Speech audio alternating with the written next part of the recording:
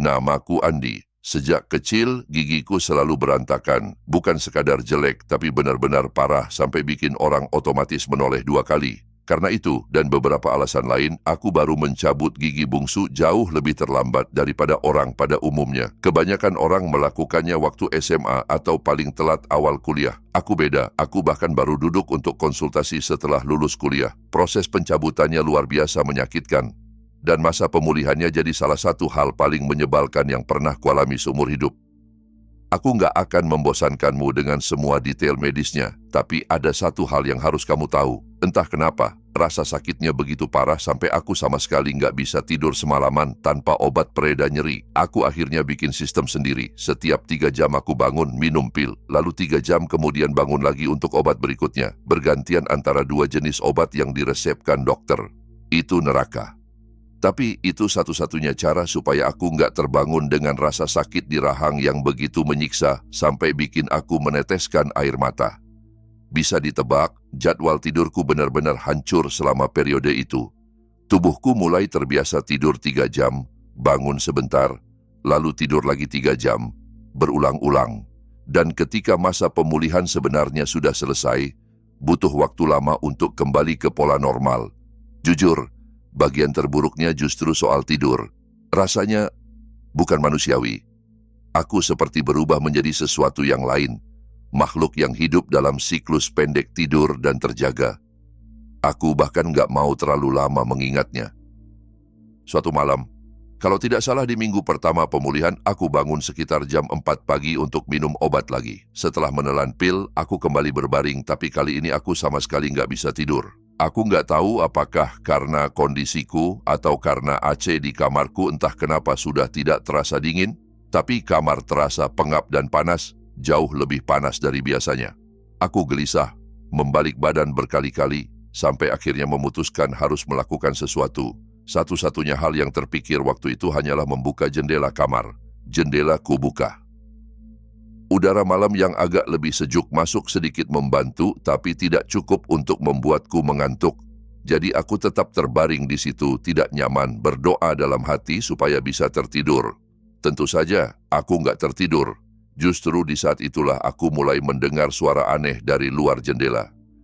Aku hampir nggak pernah tidur dengan jendela terbuka, jadi awalnya kupikir itu cuma suara normal dari luar yang belum biasa kudengar. Tapi semakin lama aku mendengarkan, semakin terasa ada sesuatu yang tidak wajar. Suara itu seperti garukan. Seperti ada hewan yang menyeret cakar di atas sesuatu. Itu cara terbaik yang bisa kupakai untuk menggambarkannya. Suatu saat, suara itu terdengar lebih keras. Dan aku sadar sumbernya bukan dari samping, tapi dari atas, dari atap kamarku. Beberapa detik kemudian, suara itu mulai bergerak, seolah sesuatu sedang merayap di atas kepalaku, lalu perlahan menjauh sampai hampir tak terdengar. Waktu itu aku hampir yakin itu cuma binatang liar yang iseng di atap. Kami tinggal di daerah yang cukup rimbun, banyak pohon, dan sudah beberapa kali berurusan dengan rakun, tikus, dan segala macam hama liar lain yang suka ngacak-ngacak atap dan loteng.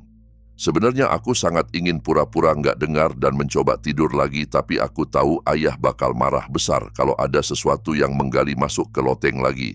Jadi, mau nggak mau aku merasa harus melakukan sesuatu. Lagi pula, aku juga sedang benar-benar terjaga.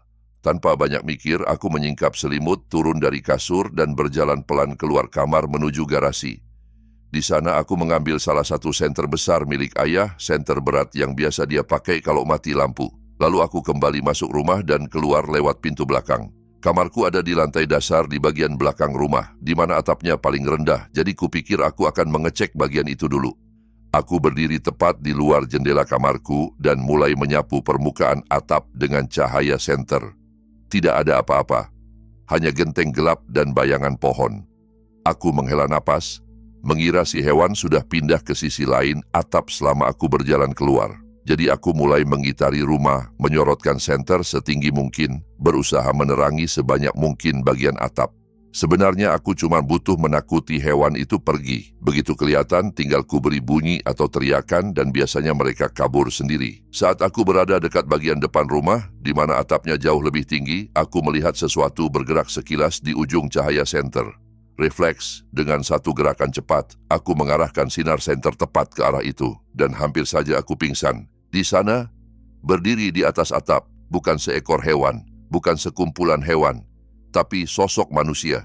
Ada seorang manusia dewasa, telanjang, berdiri di atas atap rumahku, terperangkap dalam cahaya senterku. Aku menjerit, itu benar-benar spontan, aku nggak bisa menahan diri, dan begitu aku berteriak, orang di atap itu langsung bergerak. Cara geraknya aneh, seperti dia alergi terhadap cahaya senterku. Aku mencoba mengikuti pergerakannya dengan sinar, tapi dia bergerak begitu cepat, tidak masuk akal. Sampai detik itu aku nggak pernah tahu manusia bisa berlari secepat itu dengan kaki telanjang di atas genteng miring yang licin. Dia berlari mengarah kembali ke sisi atap di atas kamarku. Aku langsung lari mengitari rumah, mencoba mencegatnya dari bawah. Jujur, aku nggak tahu apa yang kupikirkan waktu itu. Seharusnya aku lari masuk dan mengunci pintu, tapi ada semacam insting dasar yang memaksaku untuk tidak mundur.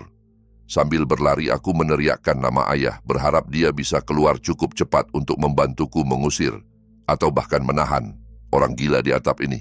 Aku tiba di belakang rumah tepat saat orang itu mempersiapkan diri untuk melompat turun. Pikiran pertama yang melintas di kepalaku, tidak mungkin. Benar-benar tidak masuk akal kalau seseorang melompat dari ketinggian itu tanpa cedera parah, bahkan dari titik atap yang paling rendah sekalipun. Seharusnya dia cari cara lain untuk turun, tapi tanpa ragu sedikit pun orang itu langsung melompat. Tubuhnya menghantam paving beton dengan bunyi hantaman yang mengerikan, nyaring, dan berat. Aku terpaku. Otakku seperti mati sesaat, mencoba memahami apa yang baru saja kulihat.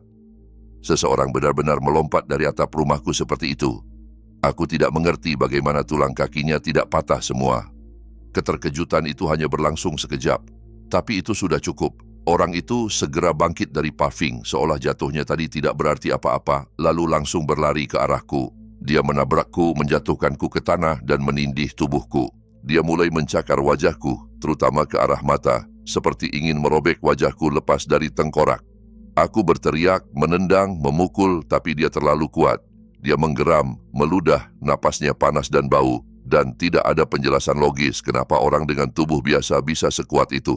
Aku merasakan darah mulai mengalir deras di wajahku, hangat dan lengket. Di saat itu, aku benar-benar yakin aku akan mati. Lalu di sela jeritanku sendiri, aku mendengar pintu belakang dibanting terbuka. Beberapa detik kemudian, ayah sudah menarik orang itu dari tubuhku sambil mengumpat dan berteriak seperti sedang bertarung demi nyawanya sendiri. Aku bangkit dengan badan gemetar, tepat pada waktunya untuk melihat orang gila itu berhasil melepaskan diri dari pegangan ayah. Seluruh tubuhnya berlumuran darahku. Bukannya kembali menyerang, dia berlari ke ujung halaman belakang, memanjat pagar tinggi di belakang rumah dan menghilang ke dalam kegelapan hutan di belakang kami. Aku dan ayah hanya bisa berdiri terpaku, mendengarkan suara langkah kakinya yang menghancurkan ranting dan semak. Semakin lama semakin menjauh, sampai akhirnya benar-benar lenyap. Aku akan melewatkan bagian sesudahnya dengan cepat. Malam itu juga aku harus dibawa ke rumah sakit. Ayah nyaris menabrak sesuatu di jalan karena panik ingin sampai secepat mungkin. Aku kehilangan banyak darah dan dokter harus memberiku berbagai macam suntikan untuk mencegah kemungkinan infeksi atau penyakit yang mungkin dibawa orang itu. Itu malam yang seperti mimpi buruk yang tidak selesai-selesai. Satu-satunya hal yang sedikit melegakan adalah mulutku nyaris tidak tersentuh. Jadi gigi dan bekas cabutanku nggak perlu diperiksa ulang. Polisi dipanggil, tapi jujur saja, mereka tidak banyak membantu, meski secara logika tidak banyak juga yang bisa mereka lakukan. Mereka bilang hutan di belakang rumah terlalu luas untuk dicari begitu saja di tengah malam, dan menyarankan ayah memasang kamera pengawas sederhana di sekitar rumah, seolah itu solusi ajaib. Beberapa hari kemudian, ayah menemukan sesuatu di atap.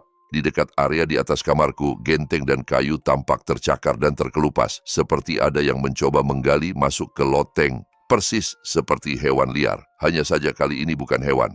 Ironisnya, orang yang paling hancur bukan aku atau ayah. Ibu yang paling terpukul. Dia menangis berkali-kali setiap kali mengingat kejadian itu, dan akhirnya justru dia yang bersikeras meningkatkan sistem keamanan rumah kami. Sampai sekarang, aku masih tidak punya penjelasan untuk malam itu. Siapa orang itu, dari mana dia datang, bagaimana dia menemukan rumah kami, dan apa yang sebenarnya dia inginkan. Semua itu hanya sebagian kecil dari ribuan pertanyaan yang sampai hari ini belum punya jawaban, dan mungkin tidak akan pernah terjawab. Rumahku sendiri punya desain yang cukup unik. Setidaknya aku menyebutnya unik. Kebanyakan orang yang datang bilang itu aneh. Teman-temanku yang main ke rumah sering berkomentar soal itu. Bahkan beberapa cewek yang diam-diam pernah kubawa masuk waktu orang tuaku pergi. Sebenarnya akan lebih gampang kalau aku bisa menunjukkan beberapa foto saja. Tapi aku yakin orang tuaku tidak akan suka. Jadi aku jelaskan saja bagian yang penting. Yang perlu kamu bayangkan cuma satu hal. Biasanya, rumah punya teras atau semacam jalan kecil menuju pintu depan, dengan atap kecil menjorok di atas pintu. Di rumahku, bagian itu mirip lorong pendek yang tertutup atap, seperti gang sempit yang terjepit di antara dua sisi rumah sebelum kamu benar-benar masuk ke interior.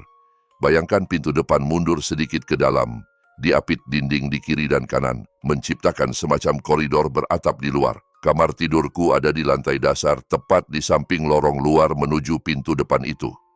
Kalau aku berdiri di samping kasur dan mengintip lewat jendela di sebelah tempat tidur, aku bisa melihat siapapun yang berdiri di depan pintu, tapi mereka akan membelakangiku. Semoga kamu bisa membayangkannya. Sejak kecil, aku punya kebiasaan mengintip lewat jendela itu setiap kali ada kurir paket atau tamu menekan bel. Rasanya seperti punya kamera pengintai rahasia. Aku bisa mengecek dulu siapa yang datang sebelum muncul di depan pintu. Yang akan kuceritakan sekarang terjadi beberapa bulan lalu di awal musim panas. Waktu itu orang tuaku sedang keluar kota selama seminggu dan aku memutuskan memanfaatkan kesempatan itu. Aku mengajak pacarku, Sari, untuk menginap beberapa hari. Biasanya orang tuaku yang cukup tradisional dan disiplin pasti akan menentang keras ide seperti itu. Tapi seperti biasa, yang mereka tidak tahu, ia tidak akan menyakiti mereka. Lagi pula, mereka sudah sering bertemu Sari. Dia bukan orang asing bagi keluarga kami. Malam pertama berjalan tenang. Kami cuma nonton film, ngemil, minum sedikit wine, lalu tidur tidak terlalu malam. Besok paginya kami sempat berenang di kolam belakang, menikmati suasana seperti liburan kecil. Aku bukan tipe yang suka pesta besar, dan Sari juga begitu. Kami sudah cukup senang hanya dengan bersantai berdua, main game, dan menonton TV. Malam kedua, disitulah semuanya mulai berubah. Sekitar tengah malam, kami sudah berbaring di tempat tidur, ngobrol pelan dalam gelap, hampir terlelap ketika aku mendengar sesuatu dari luar. Suara itu seperti gesekan tinggi atau sesuatu yang diseret di atas permukaan kasar.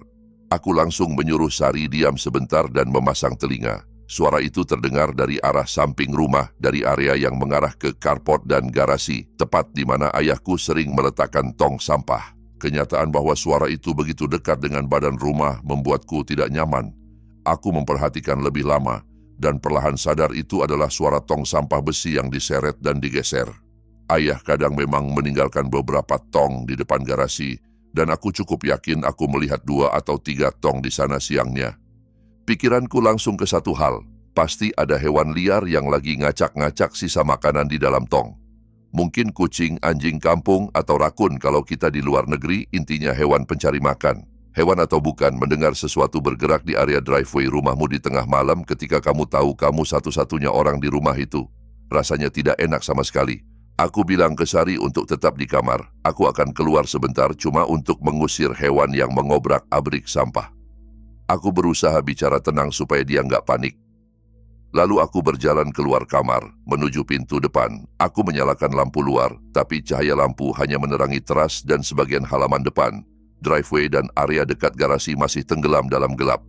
Dengan sedikit enggan, aku membuka pintu dan melangkah keluar, berharap hanya kehadiranku saja sudah cukup untuk membuat hewan itu kabur. Aku berdiri di teras beberapa detik, menunggu suara lari kecil atau sesuatu yang bergerak cepat, tapi tidak ada. Bahkan suara gesekan tong sampah pun hilang. Ada kemungkinan hewan itu sudah lari saat aku masih di dalam rumah, pikirku. Tapi rasanya kecil, karena sejak suara itu mulai, aku sudah terus memperhatikan. Dengan setengah hati, aku menyalakan senter di ponsel dan mulai menuruni anak tangga menuju driveway. Semakin dekat, aku melihat salah satu tong sampah memang terguling. 2 tong lainnya masih berdiri bersandar ke pintu garasi, tapi 1 tong terbalik, isinya tumpah berantakan di atas paving. Aku menghela napas kesal, menyadari aku harus membereskan kekacauan itu sendiri. Anehnya, meski sudah berdiri tepat di sana, aku tetap tidak melihat ada hewan atau orang. Untuk memastikan, aku menyorotkan senter ke sekeliling tong sampah, ke sudut-sudut gelap, ke balik mobil, tapi tetap kosong. Jadi, ya, hewan itu memang sudah pergi. Dengan pasrah, aku mulai memunguti sampah dari driveway satu persatu dan memasukkannya kembali ke tong. Setelah selesai, aku kembali ke rumah, membuka pintu garasi dari dalam, memindahkan semua tong ke dalam garasi, lalu mengunci pintunya. Aku tidak ingin sesuatu datang lagi nanti malam dan membuat keributan baru. Aku kembali ke kamar. Sari masih terjaga, tapi matanya sudah berat. Aku mengecup keningnya pelan dan berusaha berbaring senyaman mungkin di sisi kasurku supaya dia tidak terlalu terganggu. Tidak lama kemudian, aku masuk ke fase setengah tidur yang aneh. Kamu tahu rasanya, setengah sadar, setengah bermimpi. Pikiran melayang, tapi kalau kamu memaksa, kamu masih bisa membuka mata dan bangun penuh. Di tengah kondisi menggantung itu, aku mendengar sesuatu.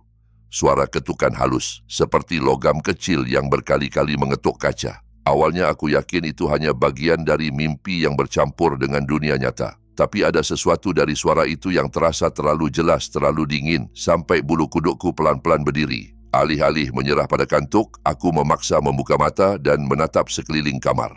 Suara itu tetap ada. Ketukan pelan ritmis logam ke kaca, cek, cek, cek. Aku membeku. Itu bukan suara di kepalaku. Sumbernya jelas bukan berasal dari dalam ruangan. Setidaknya begitu rasanya pada awalnya. Aku menahan napas, mendengarkan lebih saksama, mencoba menentukan arah suara. Beberapa detik kemudian aku menyadari sesuatu yang membuat tengkukku dingin. Suara itu tidak berasal dari dalam kamar. Itu tepat di luar jendela. Aku memaksa tubuhku bangun dari kasur, kaki terasa berat, tapi aku berdiri perlahan dan mendekati jendela di sebelah tempat tidurku. Dengan gerakan hati-hati, aku menggeser sedikit tirai, hanya cukup untuk mengintip keluar. Dalam cahaya redup dari lampu luar yang jauh, aku bisa melihat siluet seseorang berdiri di depan pintu rumah, membelakangiku. Di lorong sempit menuju pintu depan itu, sosok itu berdiri diam, bahunya sedikit bungkuk. Aku menelan ludah. Aku mengamati lebih lama dan baru kusadari. Tangan orang itu terangkat dan ujung sesuatu yang berkilat, mungkin cincin atau ujung kuku yang mengenai kaca, mengetuk pelan berkali-kali ke kaca pintu. Bukan ketukan minta izin yang wajar, lebih seperti seseorang yang terus mencoba memancing reaksi dari sesuatu di dalam. Itu gila. Sudah lewat tengah malam, semua lampu di rumah mati, dan jelas tidak ada tanda kehidupan selain kamar tempat aku dan Sari berbaring. Kenapa ada orang mengetuk pelan seperti itu, seolah menunggu ada yang membukakan pintu? Aku mencoba mengenali detailnya, apakah itu laki-laki atau perempuan, pakaiannya seperti apa. Tapi dari posisiku dan minimnya cahaya, semuanya hanya tampak seperti siluet gelap. Saat aku terpaku menatapnya, aku melihat bahu sosok itu mulai berputar. Pelan-pelan, dia mulai menoleh. Refleks, aku langsung merunduk, menarik tubuhku menjauh dari jendela sebelum wajahnya bisa melihat ke arahku. Jantungku berdebar begitu kencang sampai kupikir Sari bisa mendengarnya. Aku jongkok di bawah kusen jendela, diam membeku. Waktu terasa panjang sekali. Bisa saja hanya 1 menit, tapi rasanya seperti 15. Aku tidak ingin mengintip lagi, tapi kalau aku tidak melihat, aku juga tidak akan tahu apakah orang itu masih di sana atau sudah hilang. Dengan napas pelan dan dalam, aku memaksa diriku berdiri lagi. Jemariku gemetar ketika meraih tirai. Pelan, sangat pelan, aku menarik tirai ke samping. Dan aku langsung menyesal, tepat di balik kaca, tak lebih dari beberapa sentimeter dari wajahku, ada wajah lain menempel, menatap langsung ke mataku. Mata itu terlalu dekat, terlalu kosong. Kulit di sekelilingnya tampak keriput, kendor, seolah ada yang mencair di bawah permukaan, seperti wajah seseorang yang sedang meleleh perlahan. Aku menjerit dan terjatuh ke belakang menarik tirai hingga tertutup rapat. Perjumpaan itu mungkin hanya 1 atau 2 detik, tapi cukup lama untuk melihat detail yang tidak akan pernah kulupakan. Kerutan kering yang dalam, warna kulit kusam keabu-abuan, dan mata yang tidak tampak benar-benar hidup. Aku menghantam kasur dengan punggung, masih berteriak tanpa kontrol, sampai Sari terbangun dengan panik. Aku berteriak bahwa ada orang di luar. Sambil tanganku gemetar, aku memastikan pintu kamar terkunci. Lalu meraih ponsel dan menelepon polisi. Petugas datang sekitar 10 menit kemudian. Selama menunggu, aku dan Sari tidak berani keluar kamar. Dia memeluk lenganku begitu erat sampai tanganku kesemutan. Jujur, aku ingin sekali berlari ke pintu depan dan melihat apakah orang itu masih di sana, atau setidaknya memastikan dia sudah pergi. Tapi tatapan takut Sari dan genggaman tangannya menahanku tetap di tempat. Begitu polisi datang dan menggedor pintu depan, barulah aku membukanya dan menceritakan semuanya. mulai dari suara tong sampah di driveway sampai wajah yang menempel di kaca. Mereka segera mengecek seluruh rumah. Dengan bantuanku, kami memastikan tidak ada tanda-tanda pintu atau jendela yang dirusak. Semuanya masih terkunci rapat. Itu sedikit menenangkanku. Tapi tetap saja, fakta bahwa seseorang bisa berdiri sedekat itu dengan rumah kami, mengetuk kaca sesuka hati, lalu menghilang tanpa jejak, tetap tidak punya penjelasan yang memuaskan. Akhirnya, setelah menyusuri sekeliling rumah dengan senter dan mengintip ke sudut-sudut halaman belakang, mereka bilang tidak menemukan sesuatu yang mencurigakan. Salah satu petugas berkata, "Kalau aku melihat orang itu lagi, aku boleh segera menelepon." Lalu mereka pergi. Sisa minggu itu berlalu tanpa kejadian berarti. Ketika orang tuaku pulang, aku menceritakan semuanya. Reaksi mereka lebih tenang dari yang kubayangkan. Mereka memang tidak tinggal di lingkungan yang dikenal berbahaya, jadi mungkin mereka merasa ini hanya insiden aneh yang tidak perlu dibesar-besarkan. Sikap santai mereka justru membuatku mulai bertanya-tanya apakah aku yang terlalu berlebihan. Kupikir, apa sih yang sebenarnya terjadi? Seorang gelandangan lewat, berkeliaran di sekitar rumah, lalu pergi. Aku mencoba menertawakan kekhawatiranku sendiri.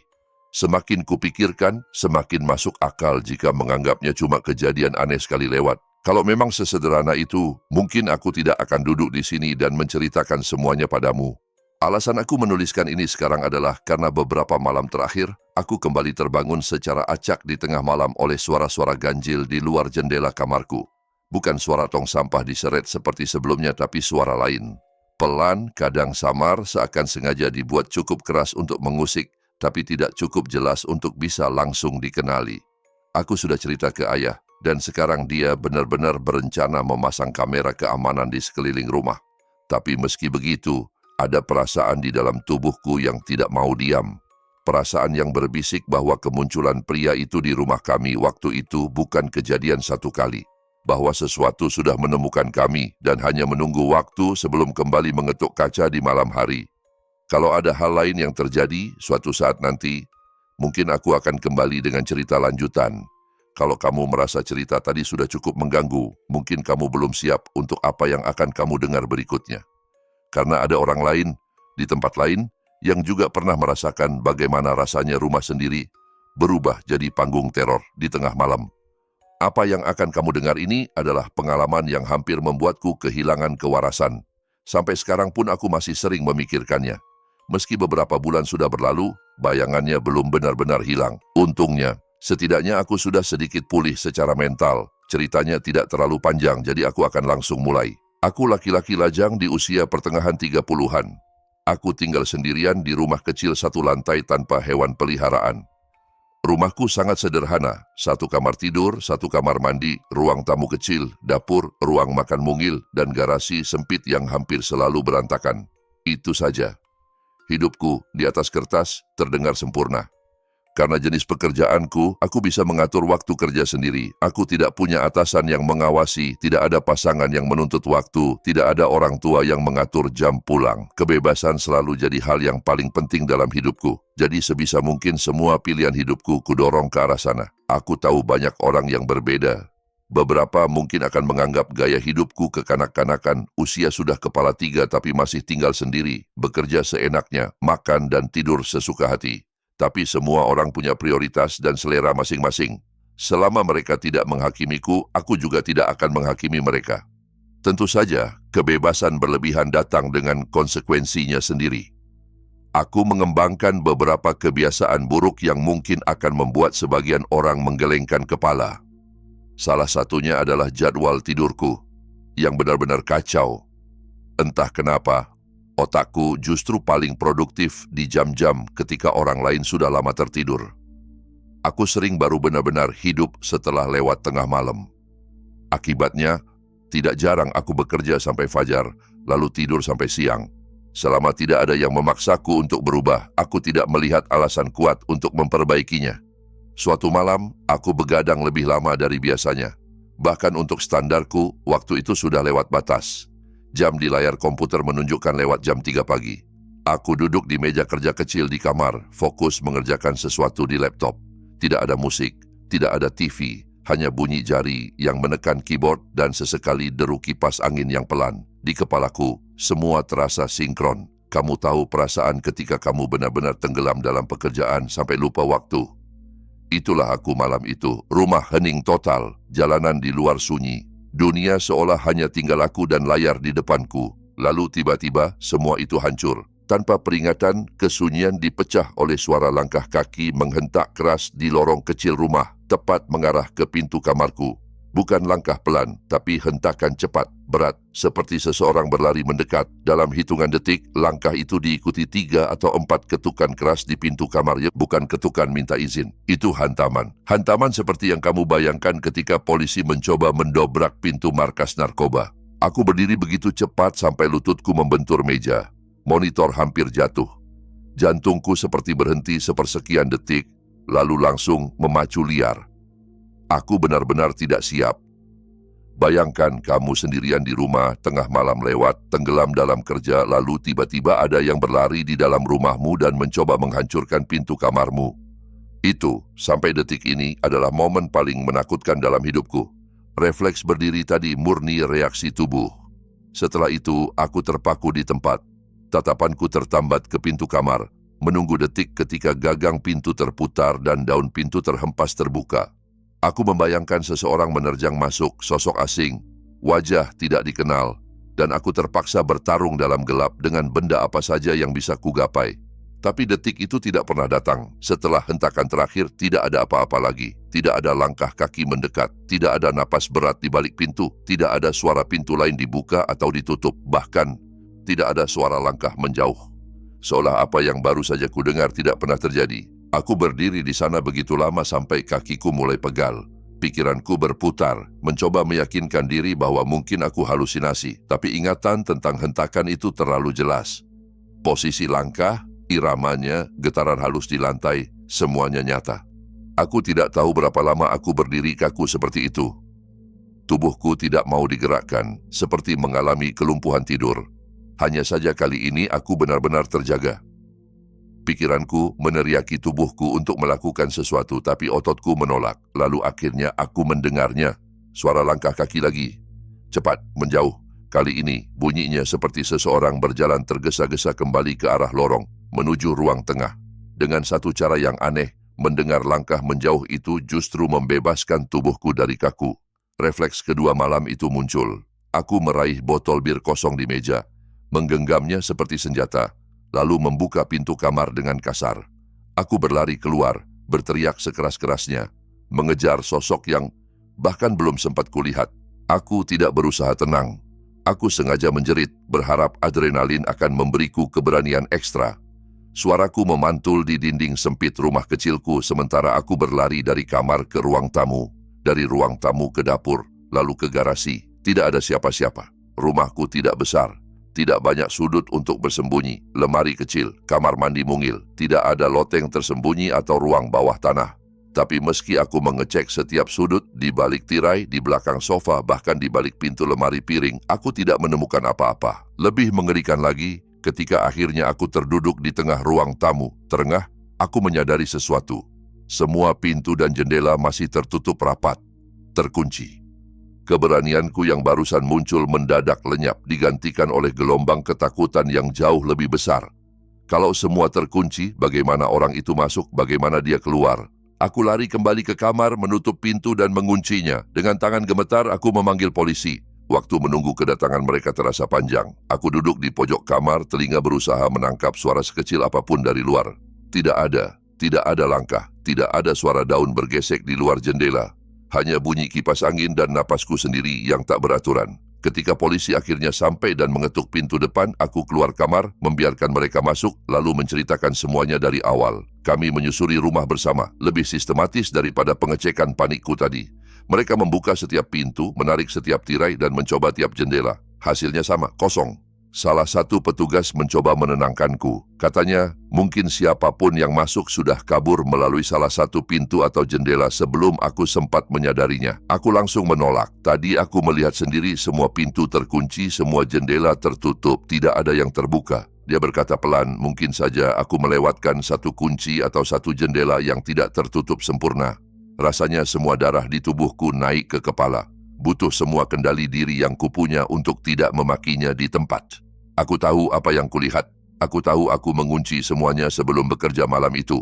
Pada titik tertentu, percakapan berhenti. Mereka tidak menemukan apa-apa. Jadi tidak ada lagi yang bisa mereka lakukan. Mereka menyarankan aku menghubungi mereka lagi kalau ada kejadian lanjutan lalu pergi. Seminggu setelah itu, pikiranku berantakan. Aku seperti terjebak di antara dua kemungkinan yang sama-sama tidak nyaman. Kalau benar ada seseorang masuk dan menghantam pintu kamarku lalu pergi, berarti ada orang asing yang entah bagaimana bisa leluasa keluar masuk rumahku tanpa meninggalkan jejak. Tapi kalau semua itu hanya khayalanku, berarti pikiranku sendiri mulai retak. Tidak ada di antara dua pilihan itu yang terasa lebih baik. Aku sulit tidur. Setiap suara kecil di malam hari membuatku terbangun dan menatap pintu kamar. Nafsu makan hilang, pekerjaan terbengkalai. Aku hidup, tapi seperti tidak benar-benar ada di dalam tubuhku sendiri. Sekarang, keadaan memang sedikit membaik. Aku sudah bisa tidur lebih dari 1 jam tanpa terbangun mendadak. Aku sudah bisa makan tanpa merasakan mual tiba-tiba. Tapi satu hal tetap menghantuiku. Sampai sekarang, satu-satunya penjelasan rasional yang bisa kupikirkan hanyalah mungkin ada satu jendela atau pintu yang lupa kukunci malam itu, lalu orang itu masuk, mengetuk pintu kamarku, dan pergi. Masalahnya, sekalipun aku memaksakan logika itu, tetap tidak ada jawaban untuk pertanyaan yang paling menakutkan. Kenapa? Kenapa seseorang masuk ke rumah orang asing di tengah malam, berlari di lorong, menghantam pintu kamar dengan keras seolah ingin menerobos masuk, lalu pergi begitu saja tanpa mengambil apapun, tanpa melukai siapapun, tanpa satu kata pun? Entah dia hanya ingin memastikan bahwa aku tidak lagi merasa aman di rumah sendiri, atau ada alasan lain yang lebih gelap. Sampai hari ini, itu masih misteri yang tidak berani benar-benar kucari jawabannya. Dan setiap kali aku mendengar bunyi kecil di lorong rumahku setelah jam 3 pagi, aku hanya bisa duduk diam, menatap pintu kamar, dan berharap kali ini ketukan itu tidak kembali. Jika setelah mendengar semua cerita ini kamu merasa sedikit lebih gelisah saat menatap kegelapan di sudut ruanganmu sendiri, tinggalkan like-mu dan subscribe. Kalau kamu berani mendengar kisah-kisah berikutnya, tulis di kolom komentar cerita mana yang paling membuatmu merinding, atau apa yang akan kamu lakukan jika berada di posisi mereka. Dan kalau suatu malam kamu merasakan seolah ada seseorang yang berdiri tepat di luar pintu kamarmu, jangan lupa kembali ke sini dan ceritakan pada kami.